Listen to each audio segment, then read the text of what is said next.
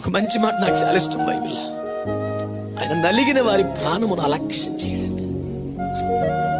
నాకు చాలా ఇష్టం అన్నమాట. అన్యాయంగా నిందలు, అవమానాలు, వేదనలు, బాధలు, పోరాటాలు నలిగిపోయావు చూడు. నీకు ఇంకే స్పెషల్ క్వాలిటీ అక్కర్లేదు బిడ్డ. నీ నలిగిన నీ జీవితమే. దేవుని నిర్లక్ష్యం చేయలేడు. ఆయన స్వభావం అది కాదు.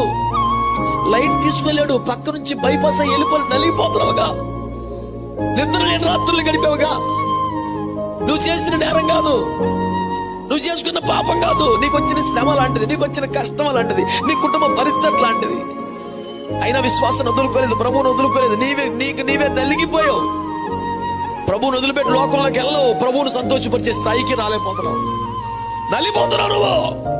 నా యేసయ్య స్వభావం తెలుసా? ఆయన నలిగిన వారి ప్రాణమును అలక్ష్యం చేయలేడు. అనలేడు, ఆయన వల్ల కాదు.